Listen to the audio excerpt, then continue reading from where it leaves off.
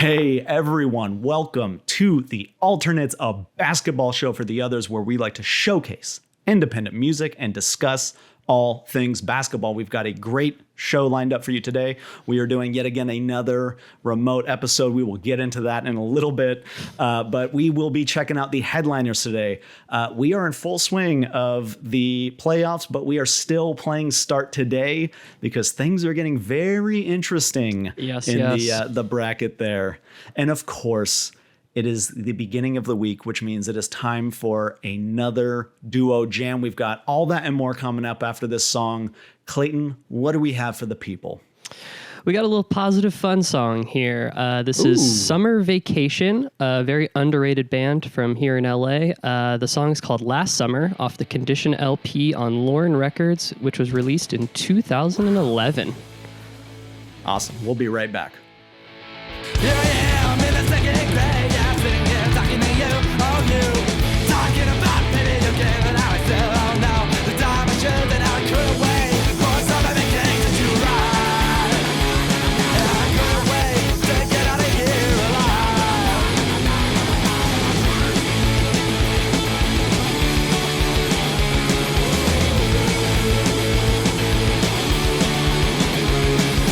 Talking about putting back games and stuff, and how I saw naked girls on my phone black box. I didn't know what I make of this. I probably shouldn't talk about it. Goddamn, I don't miss the day that I was so confused. I don't miss those long cool days, yeah, sitting and waiting, thinking about how I couldn't wait for summer vacation to arrive, and how I couldn't wait to get out of here alive.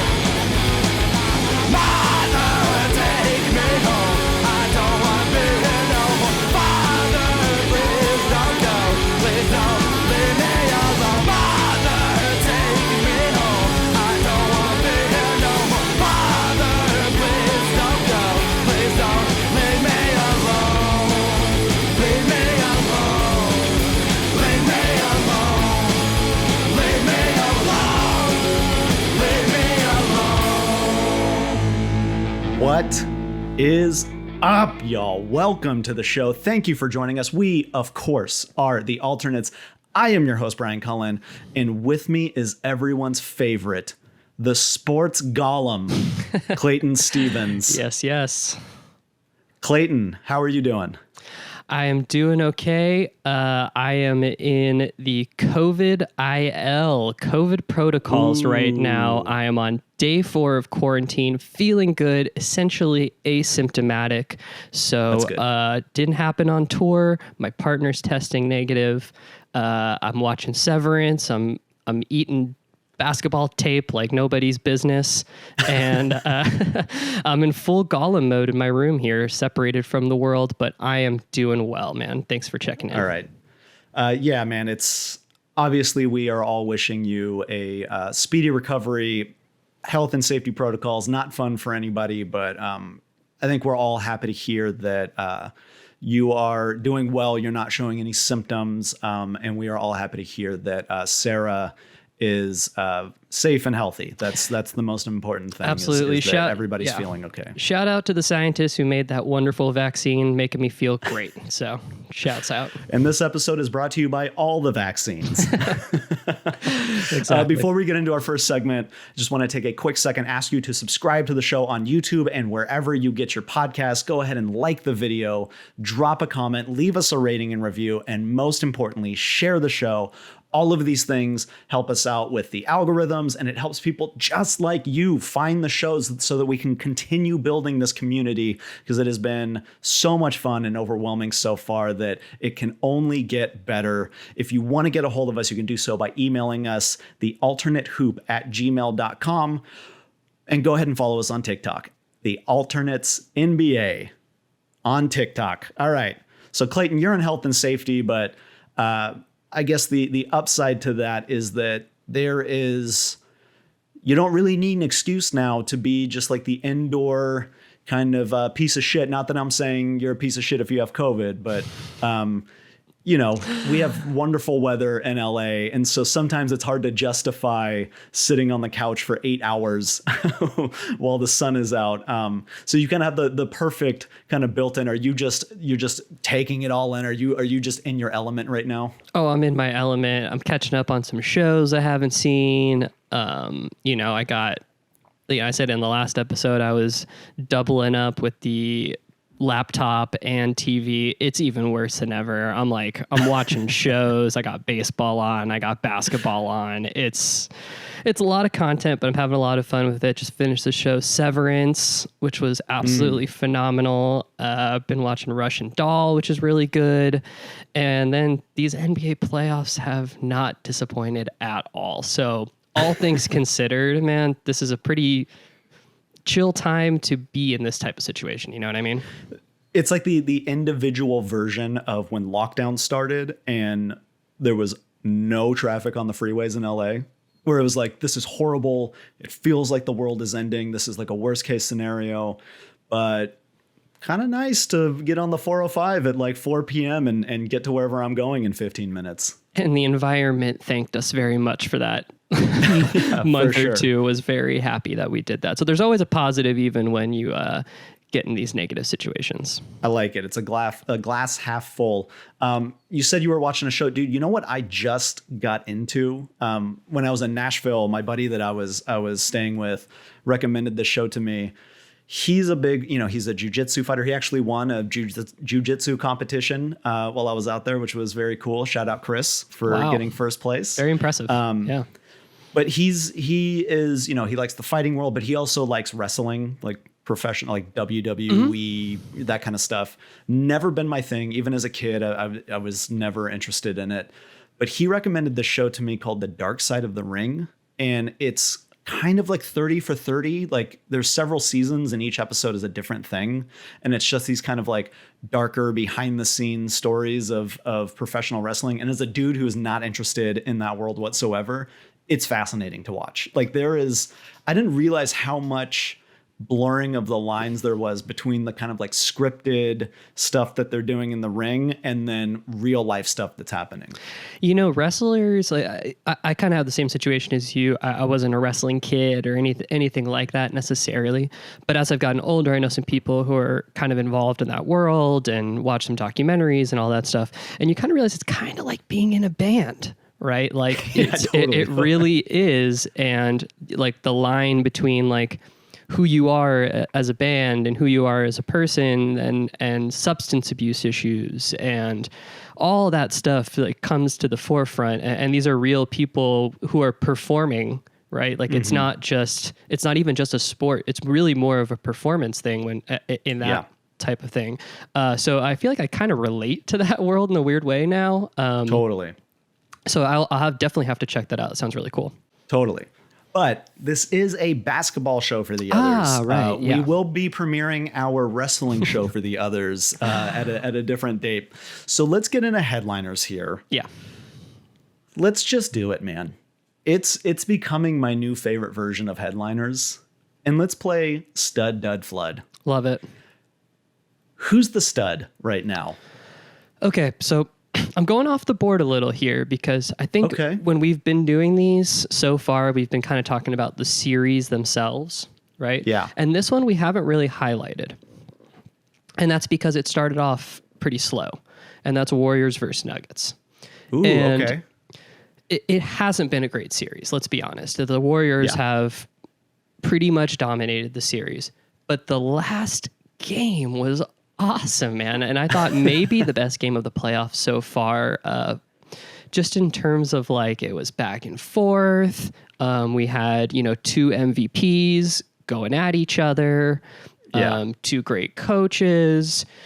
The environment was kind of rocking, and it was a sort of strange environment because there were a lot of Warriors fans in the building. I think it was pointed out to me that the seats were pretty cheap for that game. So compared to most playoff games, especially at the Chase Center in Oakland. So I think you probably could afford a flight to Denver. It's not in Oakland anymore. Correct. San Francisco. Yeah. But you fly from San Francisco to Denver, get a really good seat. And so there were a ton of Warriors fans in the building, a ton of Denver fans in the building, and it felt like the fans were battling the same way that the teams were battling. Yeah. And Denver, pulls out a win at home, and I just thought, like, we should touch on this game because it was really fun, and just so many stars going back and forth. I absolutely loved it.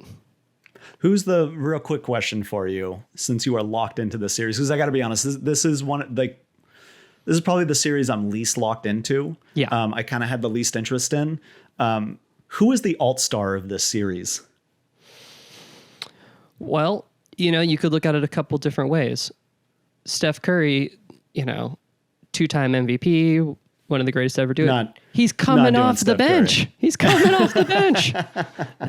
It's incredible. It's absolutely incredible. He's the sixth man. It's awesome. But no, I think if we're going just this game, I'll say who I thought had a really awesome stamp on the game and just made himself felt at moments, and is a cool alty guy. Monty Morris, man. I like it. That guy is super underrated. Yeah. And he was not afraid to go toe-to-toe with the Warriors. Obviously, great guard play. Had some really clutch shots down the stretch of the game. I just thought he was fantastic. And then we have to shout out Austin Rivers, because I think he had five steals in the game. He didn't score. Yeah. He barely scored. I think he scored like 5 points or something.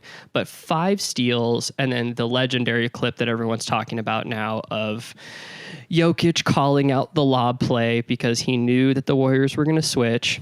Austin Rivers sees Jokic tell him, lob, lob, lob, sniffs it out and grabs it from Andrew Wiggins, essentially sealing the game.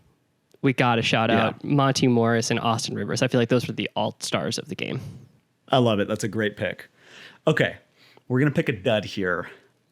I'm going with the dud. Okay. It's a series that I was very excited for. And it's the only series that's over. And that is the Celtics Nets series. Dud only because it was a sweep, right? Like that's what makes this the dud. The games themselves were actually very entertaining. And in terms of like a sweep 4-game series, I feel like we got our money's worth in terms of just excitement in the games. But I was hoping that this would be a longer series. At the same time, I told us so. I fucking told us so. I am taking my victory lap. I called this so long ago. I got a message on Instagram from a buddy of mine, an alt, who loves the show, who sent me a message and said, I look like a basketball genius with my friends because I was picking the Celtics because I was put onto them so early on through the alternates. So my question with this dud to you is this Nets team a failure? Is this just a complete failure from the Nets? I'm going to say no. And wow. I'm going to give you a couple reasons why. No in a first round sweep. That is okay. I know. And look, it's obviously an extremely disappointing outcome. I've talked to a few Nets friends who just kind of hated this team and really had no fun watching them. And so, yeah, I understand from plenty of perspectives, this was an absolute dud. But all of these games were close. It could have gone either way, right? Like, it just felt like the Nets never had that gear to get over the hump, but they obviously had the talent. They obviously could have. And so not only is it not a failure because of that reason, but because I think moving forward, the Nets have plenty to get better, right? Like they made the trade with James Harden. They acquired a couple picks in it. They got Seth Curry. They got Andre Drummond. They drafted Cam Thomas last year. They have a lot of options to get better. They could, of course, upgrade at the coaching position. This season, of course, was a failure for the Nets. Of course it was. They lost in the first round. They got swept in the first round. But when you look at the details of what actually happened, I mean, it was such a crazy season. They had so many ups and downs, so many lows, and they ran into a bad matchup. It happens. They're not stuck that's kind of what's giving me hope for them moving forward. They can do other stuff to try and get better moving forward, if that makes sense. Okay, that's fair. I'll say this summer, Nick Claxton better do nothing but shoot free throws. He needs to figure that out. You can't, I was calling it Haxa-Clax because I think he's the first player ever to miss his first 9 free throws in a playoff game. Not even Shaq has done that. Yeah, no, it was super rough. And it sucked because, at moments he was pretty vital to their team, right? And defensively, especially, he was probably the best defender on the team. And provides a lot of energy, big spark off the bench. But I mean, the free throws were absolutely killer. And all these games, they lost by such a slim margin that 3 points here, 4 points there. Yeah. And it's not even just about the final score. It's about keeping the score within a certain distance, putting pressure on the other team, right? Like it could have gone another way if you added 4 points. All of a sudden, it's a tie game coming down the stretch, and then you have Kevin Durant on your team. And look, in Game 3, Kevin Durant only took 11 shots from the field. Okay, if I'm a Nets fan or if I work for the Nets or anything like that, I cannot live with that outcome. What I can live with is Kevin Durant taking 30 shots and losing the game. And so he did do that by the end of the series. And I can live with that result if I'm the Nets, personally. Yeah. Okay, fair enough. Last one here. Where's the flood? What are we overreacting to? Oh, man. I love that. I just thought about this. I love that we've associated flood with overreaction. Like a massive flood is coming. People are getting out of their homes and we're like, okay, let's not overreact to this thing here. That's really funny. No, look, it's kind of obvious, dude. Raptors, Sixers. Are you fucking kidding me, dude? I love it. I mean, I was totally counting them out. Obviously, look, teams down 3-0 are, I believe, 0 and 144 in NBA history. Nobody's ever done it. Ever. Yeah. So I just kind of wrote it off. They get a win to make it 3-1. Okay, well, Philly's going back home. No big deal. They're going to close the deal at home. Dude, the Raptors, fucking minute 1 to the end of the game, essentially led the game. They did exactly what you were calling for, which is control the pace of the game, right? Mm-hmm. The one advantage that the Raptors have here is that they are younger. They're a youthful, athletic team compared to the Sixers, right? The Sixers have clearly the talent advantage and all of that stuff. But the one way you can overcome that is running, gunning, and controlling the pace. And they did it without Fred VanVleet. And like I said, pretty much controlled the game, and everything Doc threw out there, just nothing could stop the Raptors. And there were moments that the Sixers, they'd go on a 5-0 run, and it felt like, okay, here they go. They've cut it to 5. They're gonna bring it home here. And then the Raptors would take the ball out, and in 3 seconds, they've scored a layup. It just felt like they had so much more energy to get it done. And now they're going home to Toronto. And look, this is a team playing so loose, playing with absolutely nothing to lose. Nothing to lose. This season was an absolute a joy for Raptors fans and a joy for the Raptors. Morale boost. Huge morale boost. A great season for them, right? No matter what happens. Now they're going home. They're playing loose. They have nothing to lose, and that's the most dangerous team that you can possibly face. This game in Toronto is probably the biggest game in the process Sixers history, because you lose that game going home for Game 7. I mean, with guys like James Harden and Doc Rivers, I mean, you can't feel good about it. You have to go win in Toronto. This is the one to overreact to. There's no question. Yeah, absolutely. So in game 5, they win that game, like you said, they make it 3-1. And I thought to myself, okay, Fred VanVleet got hurt in the second quarter. This is that kind of Cinderella story. Like we've seen this play out 1,000 times where, a team's best or second best player gets hurt and leaves, gets ejected, something like that happens. And there's this life pumped into a team because they come together, through this adversity. And so it's that kind of like, okay, yeah, cool. Like you did that. Like that was a great little last breath there.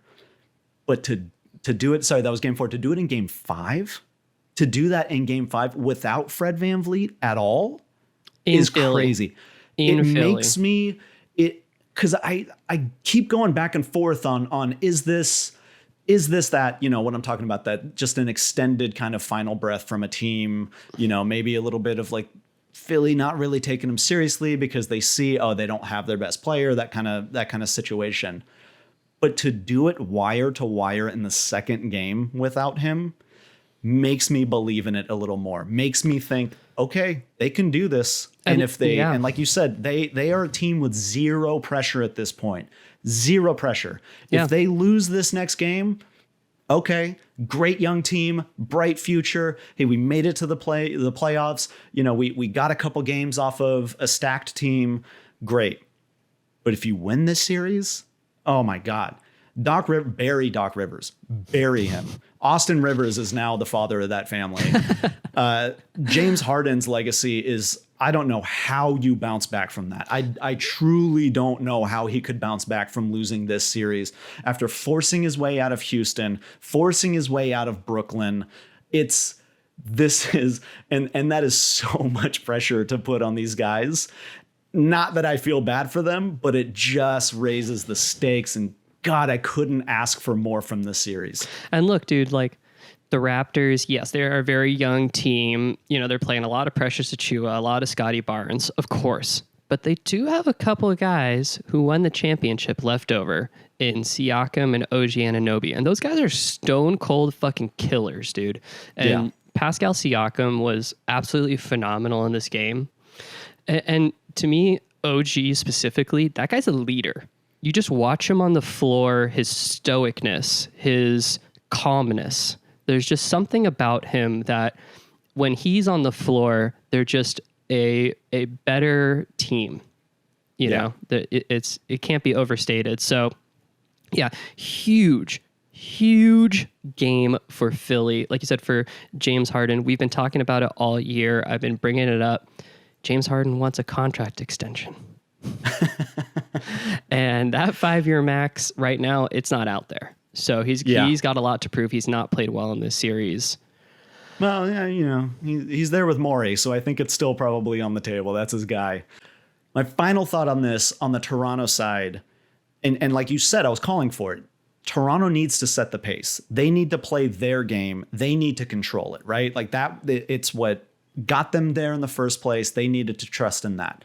What I'm seeing is it looks like they're starting to bring that together, right? But it's reminding me a little bit of, and I know that I reference this team because it's the team that I watch most and cover, last year's Clippers, where they kept going down 0-2 in the playoffs, and then got to this point where they went, okay, let's be us. Let's play our identity. And then they took over, right? Ty Lue did it. We're seeing Nick Nurse do it. And it's not just the coaches, the players themselves, and especially Toronto with these young guys. I think maybe there was some jitters, this is a stacked team. We're looking at, basically like 2 MVP candidates and former MVP, 1 MVP candidate. And they've calmed down. And now that they've calmed down, it looks like they are starting to swing the momentum. And it's so much fun to watch. So much fun. Yeah. Okay. Last little thing here before you get out of headliners, because it came out right before we pressed record. Zach LaVine goes into health and safety protocol. Yeah. Clayton, I'm sure you can relate to this, but my big question to you is, this is obviously a huge blow to Chicago. Does it really matter in terms of this series? Obviously matters in terms of health for Zach, and we want him to be healthy, and I hope everything's good with him. Yes. But does this really matter? Did they have a chance in this series with Zach LaVine? No. Okay. They really didn't. And, I've been saying for a while that the Lonzo injury really hurt them a lot because since Lonzo went out, it's kind of become the DeMar DeRozan show, which it's a great show. I love the Yeah. DeMar DeRozan show. It's fun. He's scoring 30 points all in the mid-range. It's fun, but it's not sustainable. And I think Zach LaVine personally has been the one who's suffered the most from not having a guy like Lonzo Ball out there to help set it up, to just be that guy who's a stable force, right? Like they have Kobe White bringing up the ball, who's just not a very good ball handler. Like Lonzo's just that guy. He doesn't make mistakes. He takes a lot of pressure off these guys. He's sort of that release valve. He spaces the floor. He does all those little things that helps a guy like Zach LaVine open up his game. And it feels like since he went out, Zach LaVine's game has been diminished a bit anyways. Really good season for Chicago here. A lot to build on. You just hope to go into training camp healthy next season and take another swing at it. And we'll see. Okay. Maybe DeMar has one crazy game left in him. Something fun for the Chicago fans. I'm not ruling that out, but I am ruling them out for this series for sure. Okay. All right. Fair enough. Let's play start today now. Here's the bracket. We're going to go all the way to a champ. There's clearly one team that has already moved on, but we're going to check out all the other ones. So let's start in the East. We got the 1-8 matchup, Heat versus Hawks. I got the Heat winning, and I got the Heat winning tonight, taking it home. Yeah. Absolutely. Yeah, I think this series is done. Okay, 2-7 is closed up. Boston moved on, called it like 3 months ago. Then we've got 3-6. We just talked about it. It's the Bucks, right? It's the Bucks, yep. Yeah. I don't think the Bulls stand a chance here. And then the most interesting matchup so far in the East, we spent some time talking about it, Philly and Toronto. Now, we talked about how interesting this series is, but now we gotta pick a winner. Who's winning this series? Toronto. I love it. So we're back. The NBA hipsters are back, baby. Oh, we're back. The NBA hipsters are back. We're back. And it's mostly for you. And I'm with you. I would right now. I mean, I am on the fence, but I want to have some fun. I'm going Toronto, and I'm assuming you're picking them the same reason I am, that it's a team with nothing to lose, and there's nothing more dangerous than that. Yep, and enough talent to get it done. So yeah, I like Toronto. Okay, all right. Now let's go to the West, where there's a lot of very interesting matchups. We've got the Suns versus the Pelicans, originally a dud that has now become kind of an interesting series. Oh, it's a stud. That last game was an absolute stud, no question. This might be the biggest struggle for me. Mm-hmm. I think I'm picking Phoenix, but I'm not confident in that pick. Right? I think that's the right pick, though. We're looking at Phoenix without Devin Booker. That obviously hurts them. Chris Paul and DeAndre Ayton, they're the Suns right now. Yep. They are a little deeper, but look, I think the Pelicans have kind of figured out how to control Chris Paul a little bit, and I think that is what's making this interesting. Herb Jones has done a fantastic job on Chris Paul, and I quietly think in this next game we're going to see some more Jose Alvarado on him. In the minutes that Jose Alvarado has guarded Chris Paul has as many points as he does turnovers. Wow. I think that specific matchup makes this series very interesting. I'm with you, but I think the experience of the Suns, a very experienced head coach, a lot of guys who've played in big games, including Mikal Bridges, not just in the NBA, but in college as well. Yeah, they just have a lot going their way in terms of that. So I would agree with you. I think Phoenix is going to find a way to edge this out. Let's move down here. Let's go to the 2-7. Memphis and Minnesota. This series has been incredible. Love it. What are you feeling here? I love what's happening in this series. I'm picking the Grizzlies, though. Look, Ja just won Most Improved Player, which was kind of a surprising pick. I didn't see that happening. He immediately gave the award to Desmond Bane, who is a deserving candidate, I loved. Yes, and I think it's Desmond Bane. That's honestly, for me, I think that is what puts them over the edge, is having a guy like that on the court. And then just the juice of those guys, getting that award, because they're sharing it basically. I'm giving Memphis the edge here. I agree with you. Okay, let's move to my quick little stud here. Warriors Nuggets. With a little flash in the pan. What do you think? I think it's a bit of a flash. I think the Warriors have this series. Yeah, I agree with you. Good for Denver, being out two of their best players. They've made it interesting. They've made a point. Denver's looking at next year. I think that they're done in this series. I think the Warriors went out. Yeah, is this the easiest series to pick? What do you think? No, it's not. I think the easiest series to pick is next. Okay, let's go to that. The 4-5.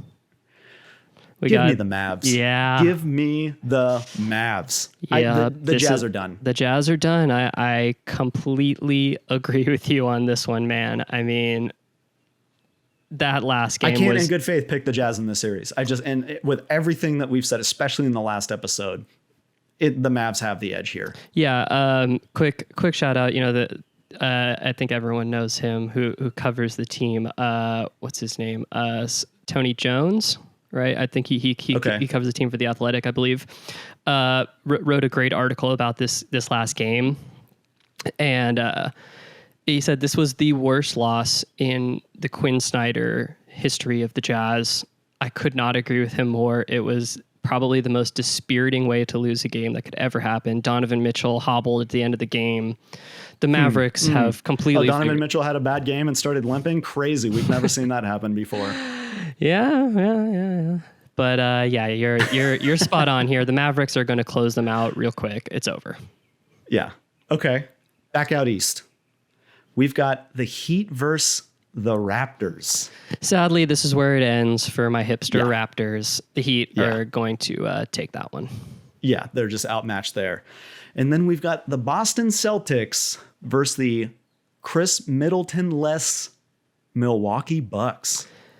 And thank you for pointing that out, because that is exactly what needs to be said. And I believe that that's going to be the difference in this series. I can't believe it's coming out of my mouth, but I am picking the Boston Celtics to beat the Milwaukee Bucks. I love it. I no pushback.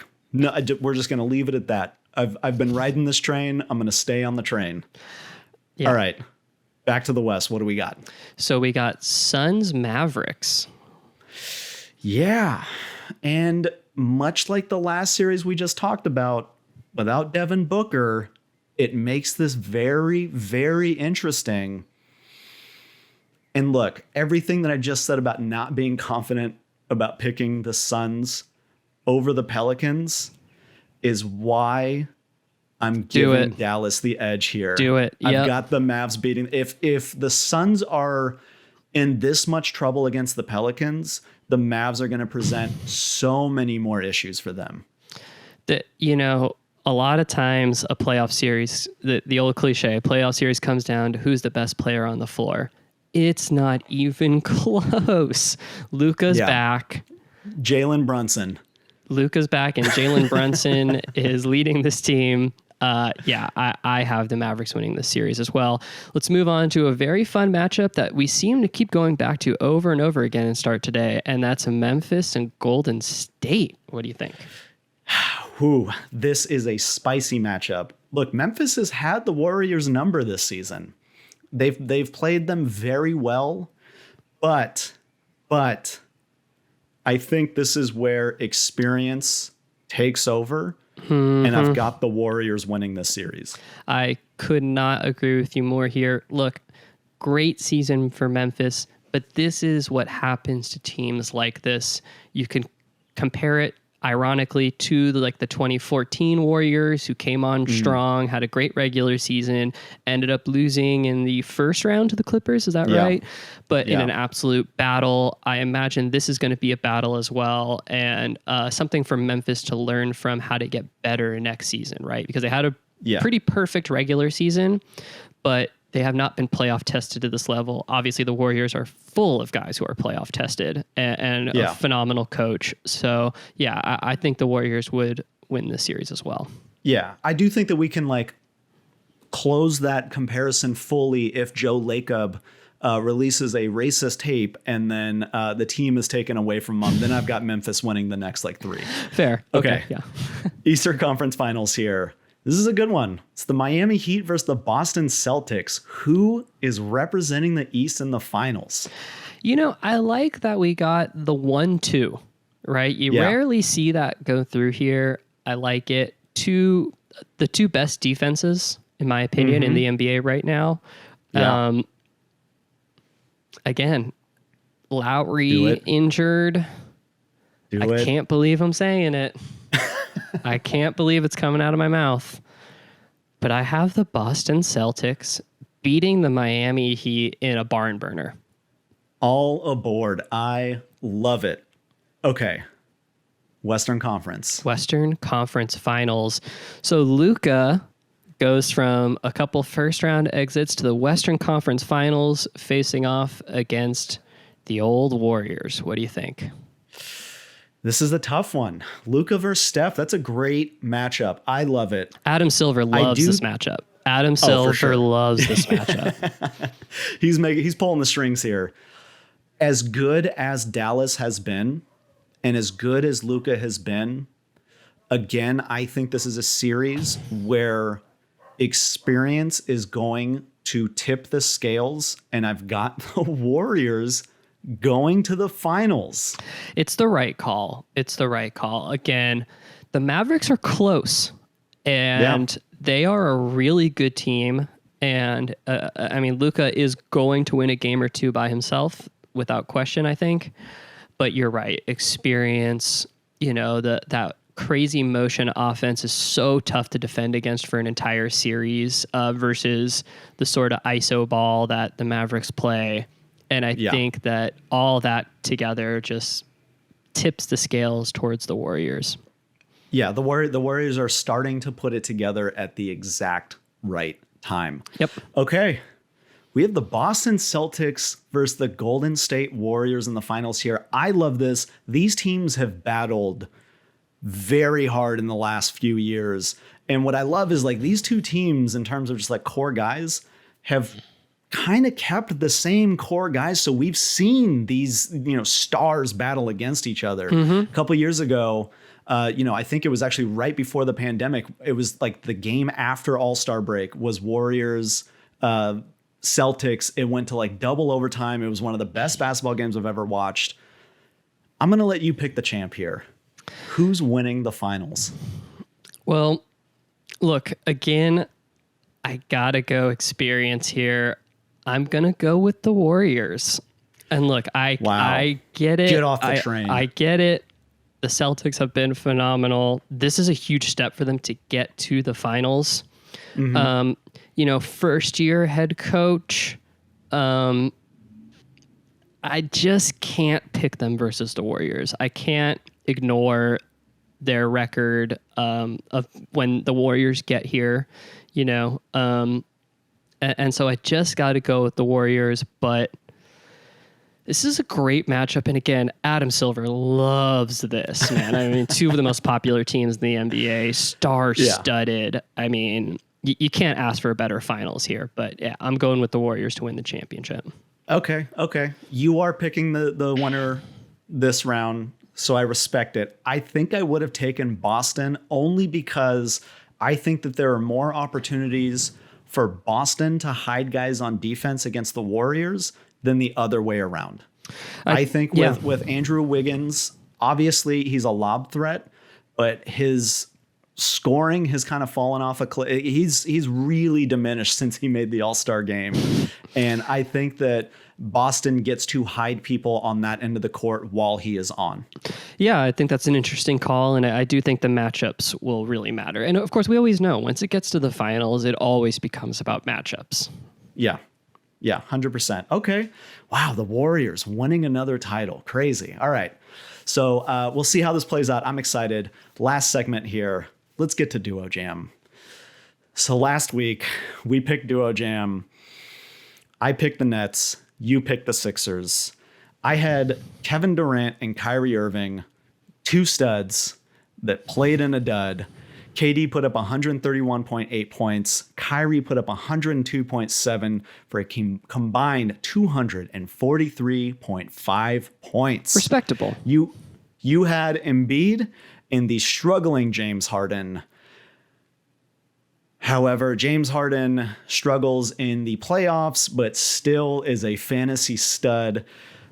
They both put up over 150 points. You combined for 310.9, giving you another win, and more importantly, giving me another loss. Unbelievable. Unreal. I'm getting the first pick in the draft next year. So this week, we're going to go to what I think might be the most interesting series happening right now. Suns Pelicans. Love it. Could go 2 more games. Could go 3 more games. We'll see what happens. I'm picking the Pelicans here. I just love what they're doing, which is kind of a dangerous pick because I was looking at it. Dude, nobody on the Pelicans in this series is playing more than 36 minutes a game. That's wild. Yeah, I didn't point it out before, but looking at the box score of the last game, one thing that absolutely crazy stood out to me was, okay, Jose Alvarado, I mean, everyone was talking about him. He was incredible. He had his stamp all over the game. He was picking up Chris Paul full court. He made him have an 8-second violation, which I've never seen in my fucking life. I don't think it's ever happened. He only played 18 minutes. I was absolutely blown away at that. So you're right. They're not playing. They're doing it more in a strength and numbers type way. Yeah, absolutely. So my duo, I'm picking Brandon Ingram, who is he is the best player in this series right now. He's not even close. Unreal. It's not even close. Yeah, absolutely. And I'm pairing him with CJ McCollum. I still believe in CJ. He's obviously the second guy in terms of usage for the Pelicans. So Brandon Ingram and CJ McCollum. Love it. Who do you got in Phoenix? Okay, so I'm going with my classic. You already know what I'm going to do. I'm going with the real NBA Jam duo. I'm going with Chris Paul, the point guard, and DeAndre Ayton, pairing them with the big. If they're going to win this series and they're going to get where they want to go, those two guys need to be good. I'm counting on them to be good for me here and take home this series and also take home another duo Jam win for me. Yeah, I think that might be more likely. I will say, now that you're saying this, I'm starting to second guess my pick in that first round and start today, because I have seen Chris Paul with a center named DeAndre in the playoffs, and it has never worked out well for him. So this will be interesting. But okay, so we will check back next week to see how this comes out in Duo Jam. That's going to be today's show. Clayton, get better, get healthy. We wish you all the best. Stay quarantined and hopefully, you get over this quickly and we can get back in the studio. I miss you. I was out of town. We barely got some time together before I had to leave right after you got back, but I'm glad that you're feeling well. Thank you everybody for joining us. We will be back on Thursday with an all new episode. Until then, we are going to leave you with this track, which is Dressed to Kill by Hagar the Womb off their 1984 The Word of the Womb EP on Mortar Hate Records.